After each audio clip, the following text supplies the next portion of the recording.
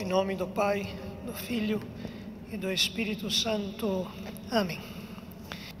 Segundo domingo depois da Páscoa da Ressurreição de nosso Senhor, Deus e Salvador Jesus Cristo.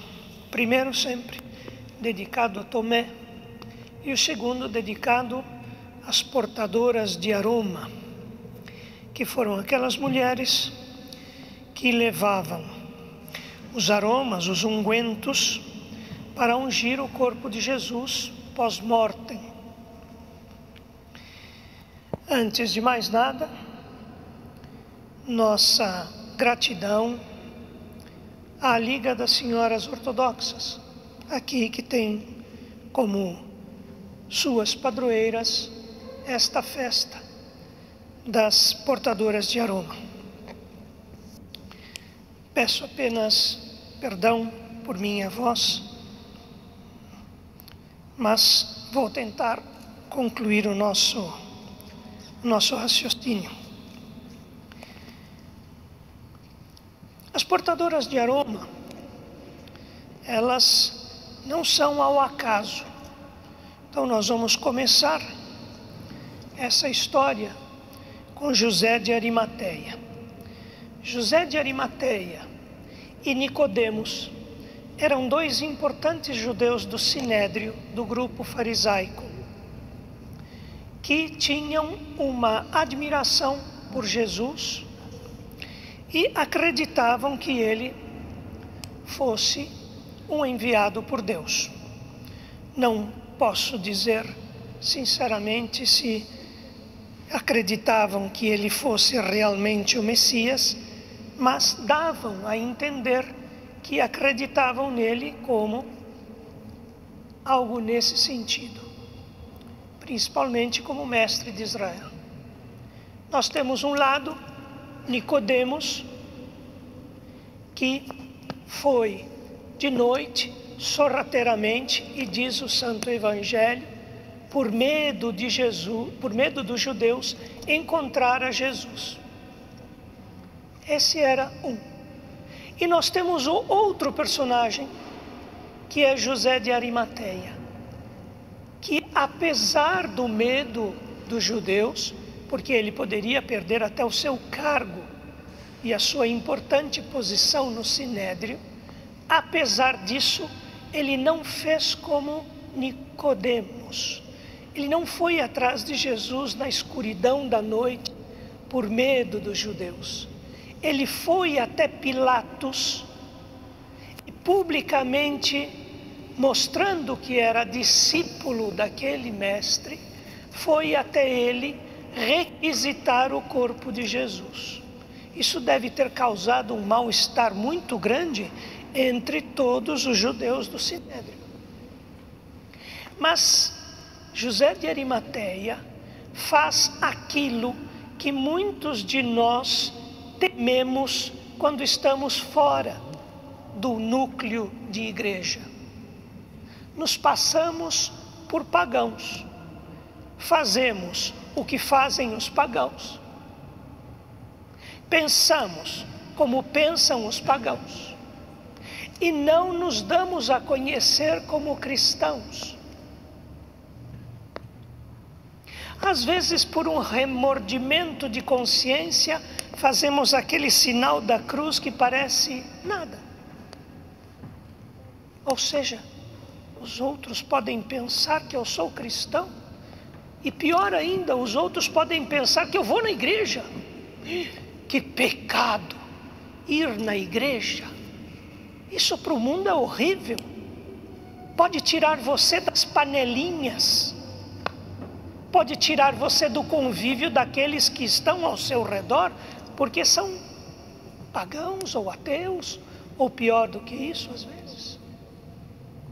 Então, a atitude de Arimateia, nesse sentido, foi a mais valorosa possível para um judeu de importância naquela época diante do Sinédrio do qual ele fazia parte. Devemos ver nesta atitude de Arimateia aquilo que nós devemos nos forçar a ser, ou seja, discípulos de Cristo, discípulos de Jesus, publicamente, não somente quando venho sentar-me no banco da igreja.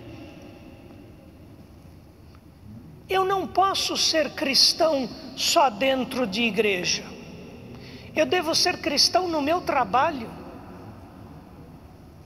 Ah, mas eu vou rir das piadinhas nefastas que fazem, porque, senão vão pensar que eu sou um carola.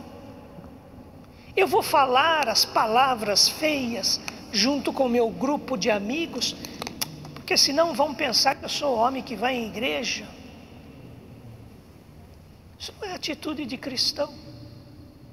O cristão valoroso é aquele que demonstra através dos seus atos que ele não concorda com o erro, assim como José de Arimateia foi recorrer a Pilatos diante de todos para ter o corpo de Jesus. O que significa ter o corpo de Jesus? Ele era caridoso? Não. Ele foi recolher o corpo do seu mestre, dizendo: eu sou discípulo de Cristo. E aí, logicamente, ele demonstrando sua fé, Pilatos acedeu. Porque Pilatos era um pagão, para ele tanto faz. Quem quer o corpo pode levar, não me importa, não havia sentido religioso que Pilatos proibisse ou não, para ele tanto faz, ele estava isento daquilo, havia lavado as mãos, façam o que quiserem. E aí, José retira o corpo da cruz, envolve-o em um lençol, como diz a Sagrada Escritura, e o deposita num lugar esculpido na rocha, um sepulcro. O que José está fazendo aqui não é uma coisa diferente do que se fazia na época. Ele está cumprindo o ritual judaico obrigava a que limpassem o corpo e depois, envolvendo em um lençol, o depositassem, assim como estava, sem caixão, sem nada. Isso é um costume ocidental. E aí, o que faltou aqui, segundo as normas da lei vigorante na época, que era o judaísmo, o que faltou? Limpar o corpo de Jesus. Era obrigatório. Ninguém poderia ser colocado num túmulo se não tivesse o seu corpo sido limpo com os aromas. Mas por que não foi feito? Porque a hora não permitia.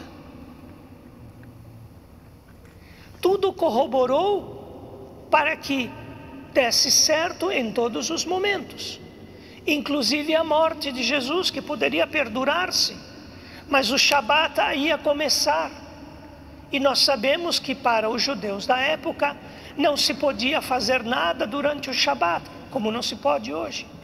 Então o que acontecia? Jesus deveria morrer antes do Shabat iniciar, porque senão ele ia ficar pendurado na cruz até o amanhecer do domingo ou anoitecer do sábado. E Jesus morre em tempo real. Ele morre antes do Shabat, por volta das 3 da tarde, hora nona, 3 horas segundo o horário romano. Ele morre sem precisar que se quebrassem as pernas. Os outros foram quebrados as pernas. Mas daí era uma luta contra o tempo, porque precisavam tirar Jesus, colocá-lo num sepulcro, envolvê-lo para colocar num sepulcro. Não havia o tempo para o ritual de limpeza oficial. E o que acontece? Elas deixam para o outro dia. Jesus é sepultado e de lá é colocado uma pedra. E por isso elas voltam no dia seguinte. Elas não voltaram para cultuar o corpo de Jesus morto. Isso não tinha no judaísmo antigo. Mas elas voltam porque precisava, segundo o ritual, limpar o corpo de Jesus. Elas traziam os ungüentos e os aromas para que isso fosse feito. E o que acontece? A pedra havia sido removida. E elas vão até lá. E encontram quem? Um mensageiro. Um anjo do Senhor que estava à espera. Ele deveria anunciá-las a boa nova. E aí, elas ao adentrarem, ficam surpresas. O corpo não está, e aquele anjo em forma de homem está lá. E ele diz: a quem procurais? A Jesus de Nazaré? Não está aqui, ressuscitou. Ele transmite o que será a partir daquele momento a boa nova. Aquilo que chamamos boa nova é a ressurreição de Jesus, que engloba todo o Evangelho, que engloba toda a Sagrada Escritura desde o primeiro dia da criação. E elas saem de lá, seguramente extremamente assustadas, mas também com a ideia fixa de que aquilo que o Salvador havia predito e dito cumpriu-se. Ele não morreu, ele ressuscitou, que era a sua promessa. Se não houvesse ressurreição, vã seria a nossa fé, de São Paulo. Mas houve a ressurreição.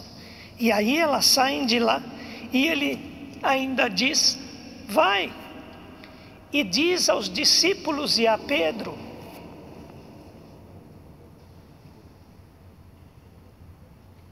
ele poderia ser, diz aos meus apóstolos e diz a todo mundo. Não, ele especifica para quem elas deveriam contar em primeiro, que eram os discípulos e a Pedro. Pedro por quê? Porque ele o havia negado 3 vezes.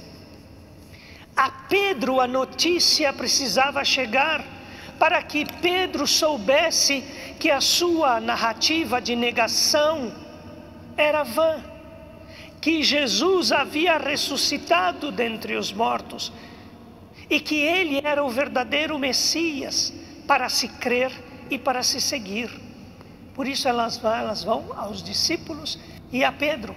E lá encontram homens temerosos, como vamos ver depois. Temerosos. E estes homens estavam com medo dos judeus, assim como Nicodemos teve medo e por isso foi encontrar Jesus de noite. Esses homens estavam encalacrados no seu núcleo, porque o mestre havia morrido. O que fazer agora?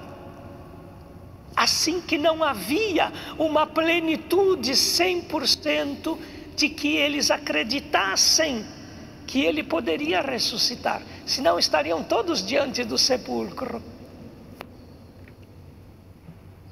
Isso só vai se dar depois, quando vem o Espírito Santo e os confirma na fé.